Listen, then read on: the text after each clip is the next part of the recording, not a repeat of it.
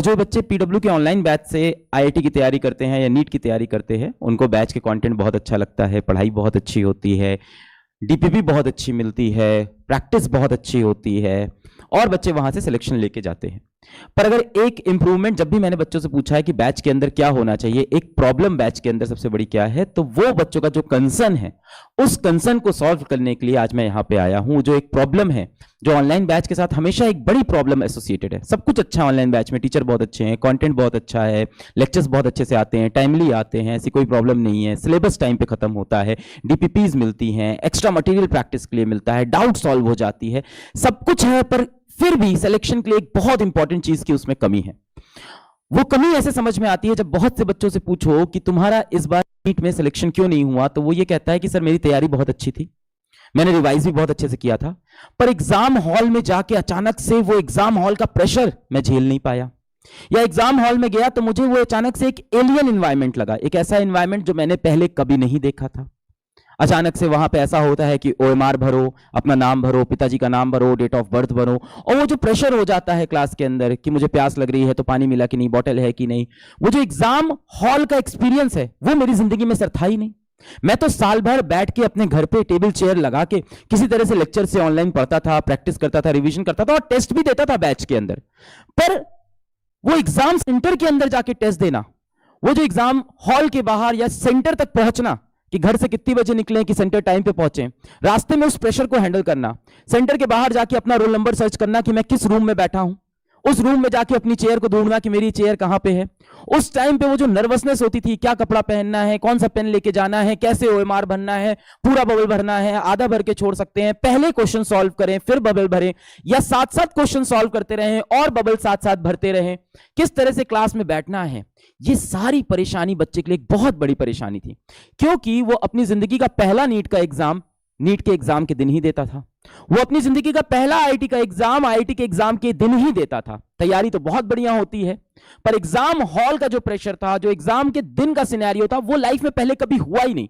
वो उसकी जिंदगी में पहली बार होता है जिसके लिए वो तैयार ही नहीं था। और इसकी वजह से कई बार एक ऐसा बच्चा जिसकी तैयारी अच्छी थी, ठीक ठाक थी, वो भी जाके बहुत ही कम नंबर स्कोर करता है, क्योंकि उसने वो एग्जाम प्रेशर, वो एग्जाम हॉल का माहौल, वो एग्जाम का दिन, वो पेपर का एनवायरनमेंट वो कभी नहीं देखा। इसी प्रॉब्लम को समझते हुए, इसी प्रॉब्लम को सॉल्व करने के लिए हमने, पीडब्ल्यू ने, हमारी टीम ने बच्चों के लिए बनाया real test, real test series, RTS.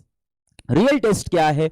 आपको आईआईटी के एग्जाम का और नीट के एग्जाम का रियल एक्सपीरियंस देना, रियल फीलिंग देना, वो भी आईआईटी के एग्जाम के पहले और नीट के एग्जाम के पहले।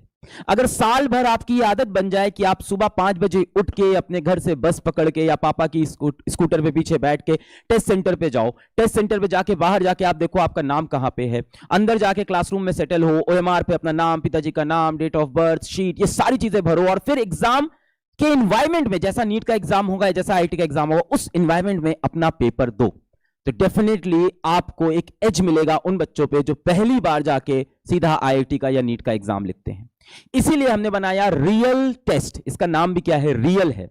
रियल इसलिए क्योंकि एकदम ये रियल आईआईटी के टेस्ट और रियल नीट के टेस्ट का आपको एनवायरनमेंट, बिहेवियर, एटमॉस्फियर वहां पे देता है।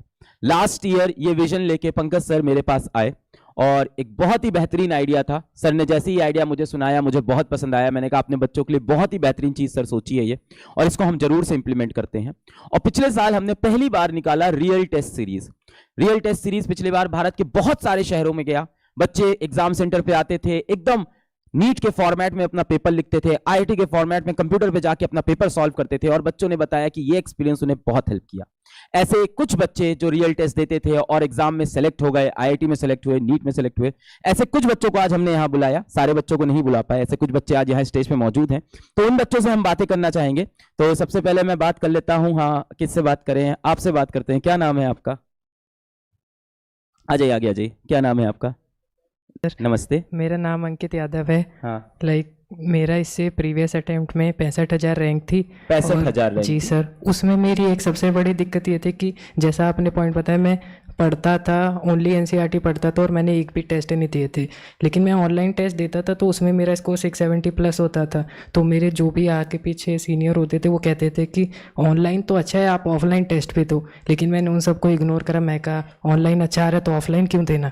तो उसका मेरे को फल भुगतना पड़ा 24 में, जिसमें मेरी 65,000 रैंक आई। और इस ईयर मैंने वही चेंज करा कि मैंने रियल टेस्ट को ज्वाइन करा और इसमें भी मेरा जब अच्छा स्कोर आया तो मुझे एक बूस्टअप मिला और फाइनलाइज मेरी इस बार रैंक 2300 आई। 2300 रैंक आई, जी, बहुत सर। बढ़िया, कॉन्ग्रेचुलेशंस। रियल टेस्ट आपने कब ज्वाइन करा? सर स्टार्टिंग से ही ज्वाइन करा था मैंने। मोस्टली सारे टेस्ट दिए थे, सिर्फ टेस्ट नंबर 12 को छोड़ के। टेस्ट नंबर 12 को छोड़ जी के? सर, वो टेस्ट नंबर 12 क्यों छोड़ा? सर वो ऑनलाइन टेस्ट था और किसी रीज़न से मैं वो अटेम्प्ट नहीं कर पाया, फिर मैंने उसे री अटेम्प्ट आप करा। किस शहर से हैं? दिल्ली से सुभाष नगर, दिल्ली से। आपका सेंटर कहाँ पड़ता था? रोहिणी सेक्टर 23 के आसपास। रोहिणी सेक्टर 23। सेक्टर 23। थोड़ा अपना रियल टेस्ट का एक्सपीरियंस बताओ कि सुबह उठ के जब जाते थे, जी। पहला एक्सपीरियंस जब रियल टेस्ट देने गए। सबसे पहले जब मैं गया था तो मैं उसमें अपना आधार कार्ड भूल गया था। तो मैंने उसमें अपने फ़ोन में से घर से फ़ोटो मंगाई और फोटो स्टेट वाले से फ़ोटो स्टेट करवाया और फिर सेंटर वालों को दिया। तो उन्होंने स्टार्टिंग में तो बहुत स्ट्रिक्ट है, उन्होंने कहा नहीं ऐसे नहीं होगा एडमिशन। तो माहौल एकदम नीट के एग्जाम वाला रहता है। था। उसके बाद जब उन्होंने एडमिट कर लिया थोड़ा सा सुना के, हाँ। और फिर अंदर गए और एकदम क्लाइमेट था लाइक कि हाँ हम नीट का पेपर दे रहे हैं, पहला पेपर। और मैं एक पॉइंट और ऐड करना चाहूँगा, मेरा प्रीवियस अटेम्प्ट इसलिए ख़राब था क्योंकि मैं उसमें पैनिक बहुत करता था, क्योंकि ऑफलाइन का फील ही नहीं था। इस बार मुझे वो फील लगा और मेरी अच्छी रैंक आ गई। लगभग कितने टेस्ट दिए होंगे रियल टेस्ट में ऑफलाइन जाके? ऑफलाइन 7 to 8 होंगे, जितने ऑफलाइन थे वो सब दिए, ऑनलाइन एक छोड़ा था बस। 7-8 बार जाके जी आपने सर। ऑफलाइन में? कैसे जाते थे घर से? पापा लेके जाते थे, खुद नहीं से सर। जाते थे? स्टार्टिंग में तो रैपिडो करा था, उसके बाद बस रैपिडो। से। जी सर। उसके बाद बस करता था जिससे 25 रुपये किराया था, न तो रैपिडो से 125 रुपये लगते थे। ज्यादा लग रहा था, जी। इसीलिए कहते हैं सरकारी बस बढ़नी चाहिए। रैपिडो वाले भी बढ़िया आदमी वैसे क्या। Thank you thank sir. You.